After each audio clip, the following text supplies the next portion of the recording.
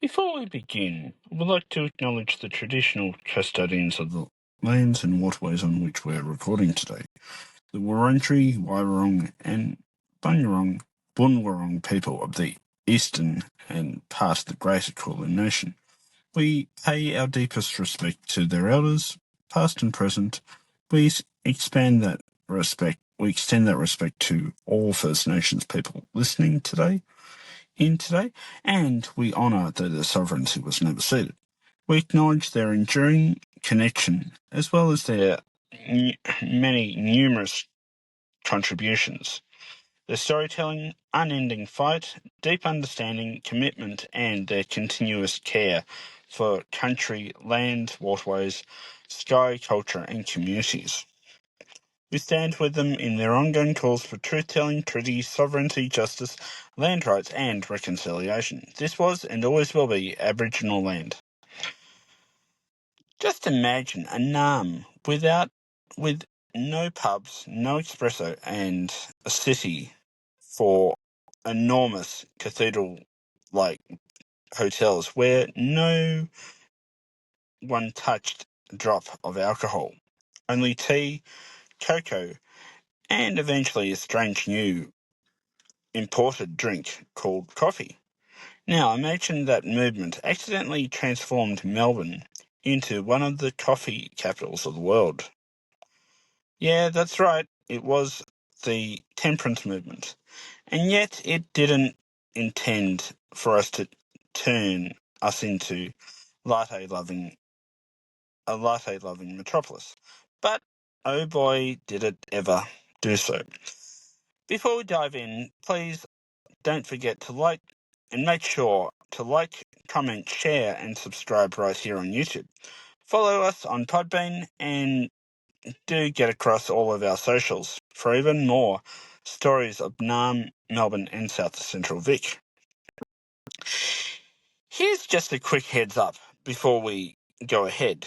On today's episode, it discusses historical attitudes towards alcohol and substance regulation in the 19th and early 20th centuries. Nothing too graphic, but as always, if this is not the right time for you, completely understand, and of course, your well-being comes first. So please, either pause, skip, or choose from one of our many other lighter episodes. Come back when you're ready to do so. Yet, if you do choose to go with this episode, as always, please remember to watch and listen with care. Thanks. Welcome to Down the Yarra, the podcast that takes you on a deep dive into the heart and soul of Naarm, Melbourne and South Central Vic. Whether you're a local or just curious, this podcast is for you. As always, I'm your host, Andy, and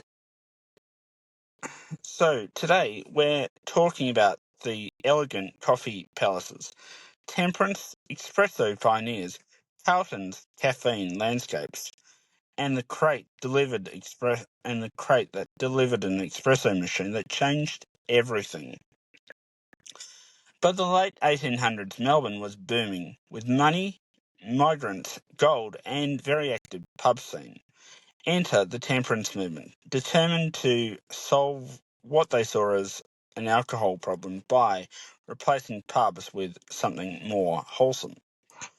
And their solution to this problem was coffee palaces, enormous alcohol-free hotels that had grand dining rooms, reading lounges, tea rooms, billiard halls, and cafes serving coffee, cocoa, soda water, and temperance tonics. But as I'm referring to cafes, they're not as we know them. Thanks, Ritz-Carlton, and minus the Carlton draft. They were huge, very ornate and completely dry. Some of the biggest in Melbourne and the surrounds included the Federal Coffee Palace, Little Giant on Collins Street, as well as the most elegant in the world, Melbourne Coffee Palace on Burke, Grand Coffee Palace on Spencer Street, and Queen's Coffee Palace in Carlton, a centre of early cafe culture. They were bold,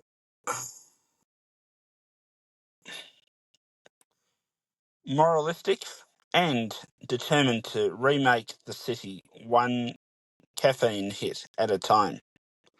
And while the movement eventually lost its theme, something else stuck and rose in its place. When the waves of new Italian immigrants arrived after World War II, they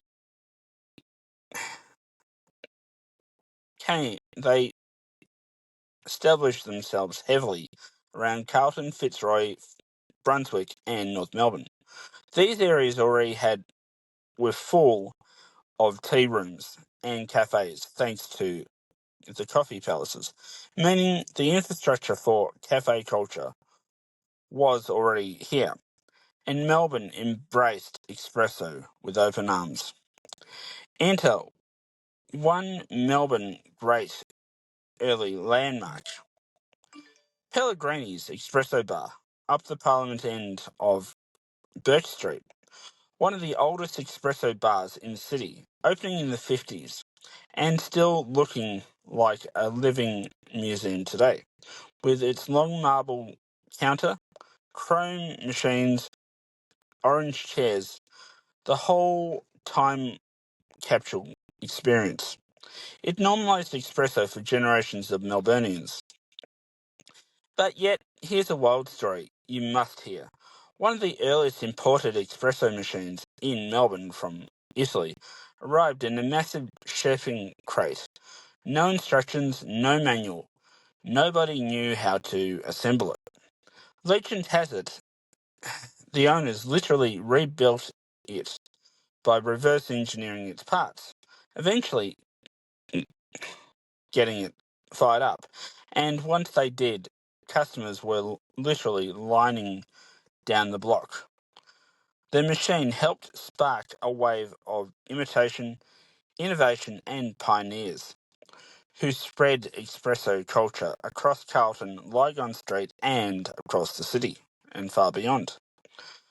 University Cafe in the heart of Lygon, established in the 1950s as well, one of the longest running Italian cafes in Melbourne, still houses one of the historic early espresso machines that helped shape the city's cafe culture.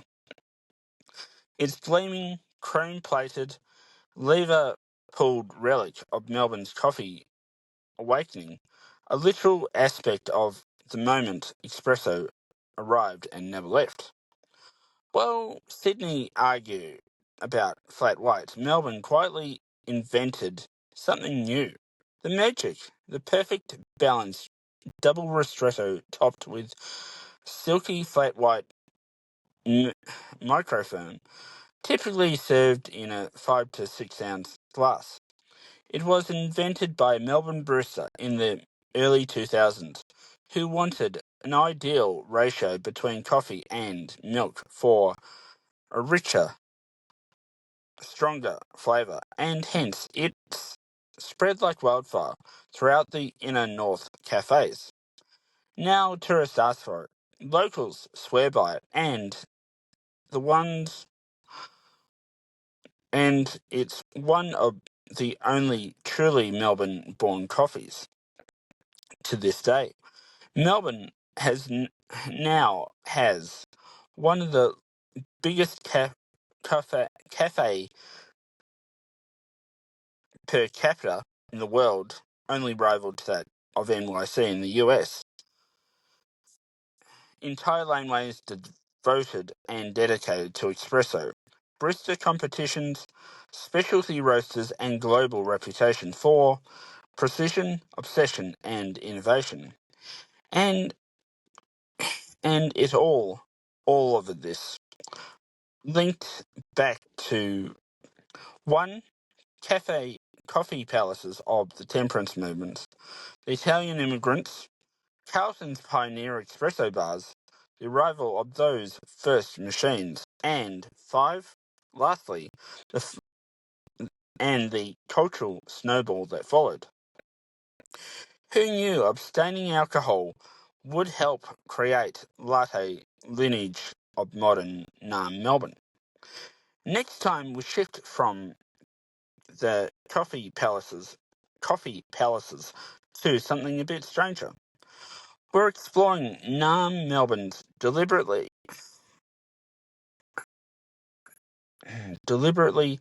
decorated drinking fountains, including the bizarre case of a fountain once decorated with leprosy-themed carvings. I know, it sounds a bit weird, but it's true. Yes, you actually heard that right. Leprosy-decorated drinking fountain. And yep, only in Melbourne. So stay tuned. Well, that's all for today's episode. Thanks for joining me for another episode of Down the Yarra. As always, please don't forget to like, comment, share, and of course, subscribe right here on YouTube.